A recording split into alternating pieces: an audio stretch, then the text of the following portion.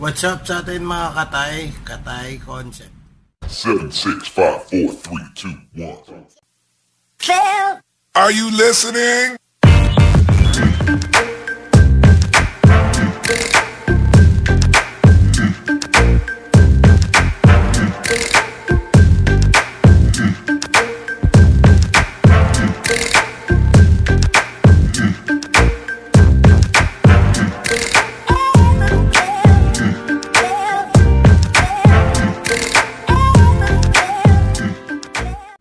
So yo, what's up mga katay concept.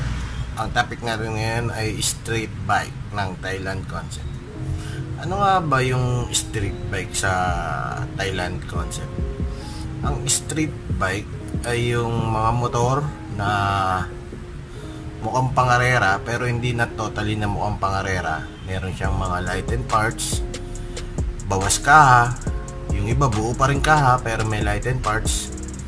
Tapos loaded makina, 59, 57 sa Wave, sa NMAX, mga 63 yata, tapos ECU, mga ganun. So, ang ibig sabihin ng street bike literally, wala rin sa pangalan niya.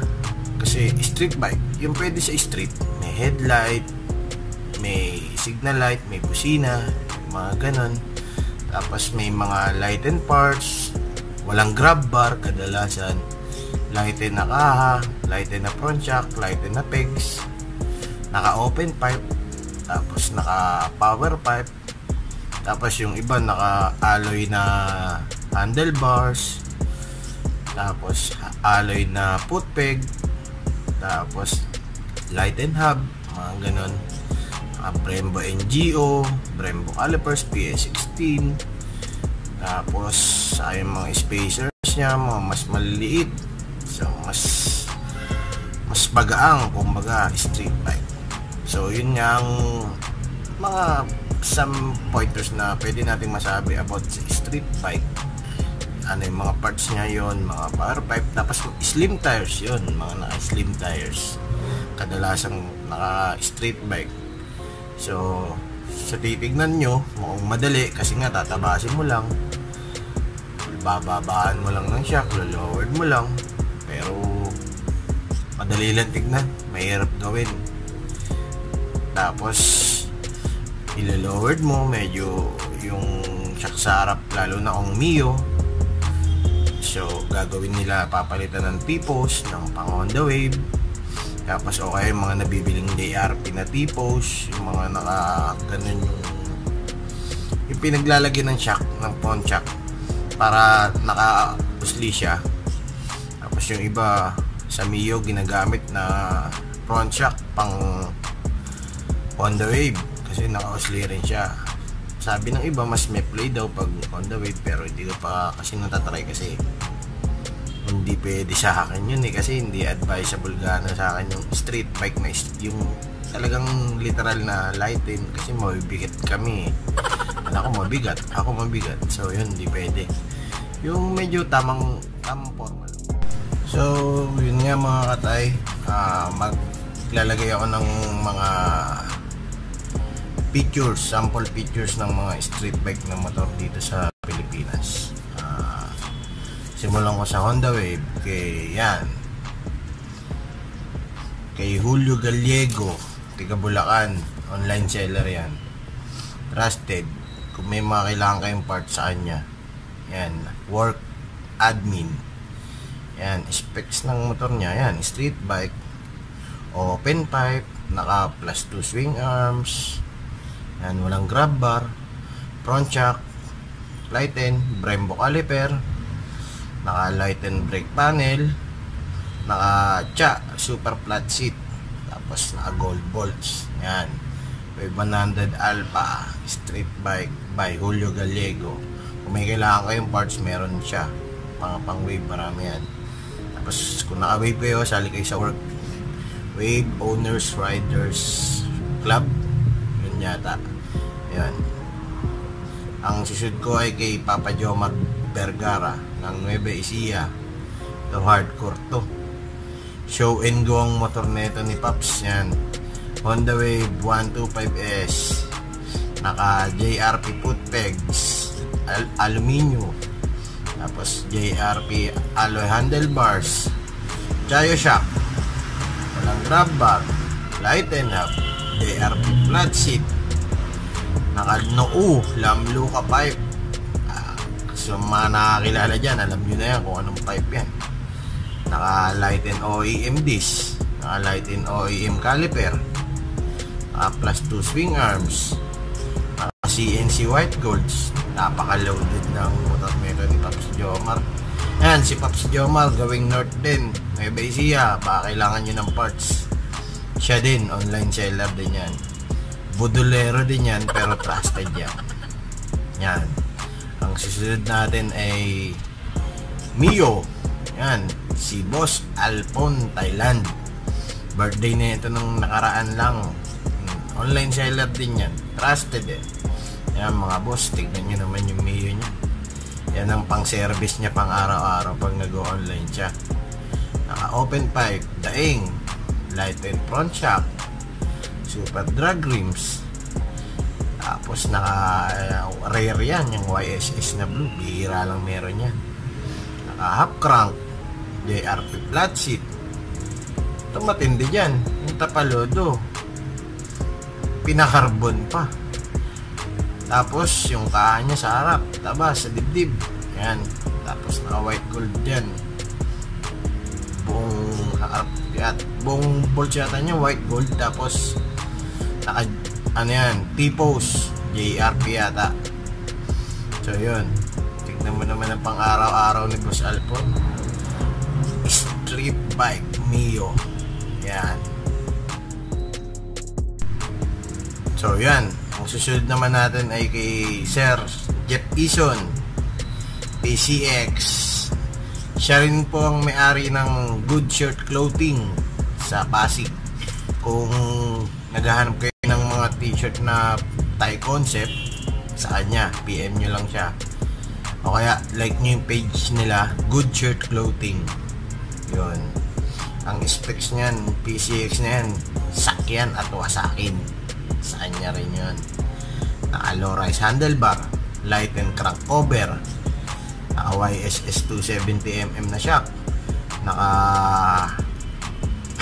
slim tires, light and swing arms, power pipe. Yan ang mga pangdiinan, kumbaga show and go rin yan, bumabiyahe rin yan. Kasama niyan sila Pops Jomar Vergara, yan sila Prime, si Nino, yan mga kasama nilang bumabiyahe.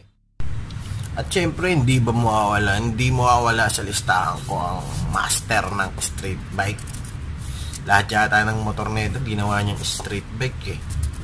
Walang iba kundi ang motor ni punong ministro ng Thailand Concept Domestic Market Elites. Yan si Prime. Ang una kong papakita yung NMAX nya. Yan, NMAX open pipe na Lamluca, titanium bolts, gas eye monkey shocks, light and swing arms, light and front shock, Brembo levers, low rise handlebars, naka domino switch, tapos quick throttle, naka BRD cooling system. Tapos lahat ng motor niya kulay green, naging kulay green. Sa handle grip, lahat ng motor niya, pansin ko lahat ng handle grip niya kulay gray. Yan, ang susunod natin ay ang Super Cab. Yan, Super Cab import from Thailand, imported yan, mga Katay concept.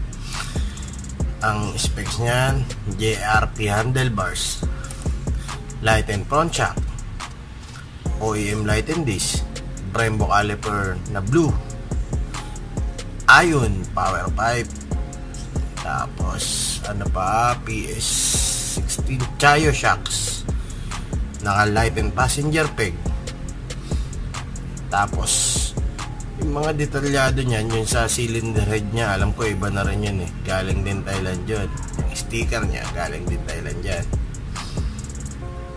Tapos tabas yung rear fender, Nakakarbon yung likod, nakakarbon yung sa dibdib yata. Sa dibdib, tama.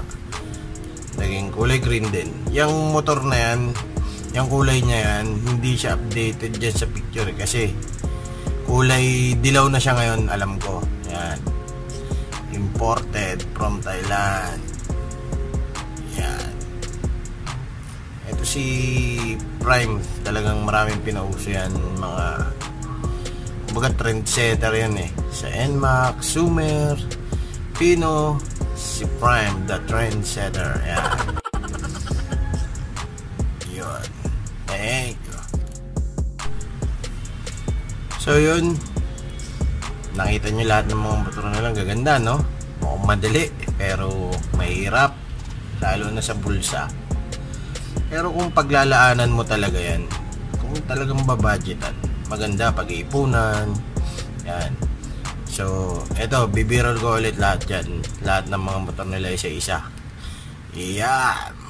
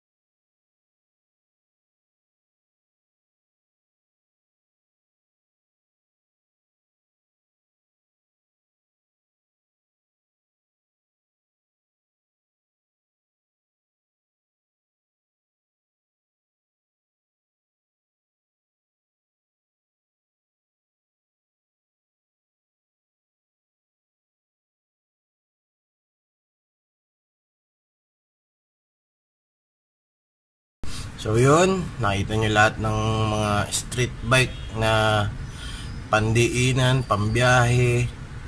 Ang masasuggest ko lang pagka gusto mong magbuo ng street bike, medyo handa yung bulsa kasi magpapatabas, magtatabas.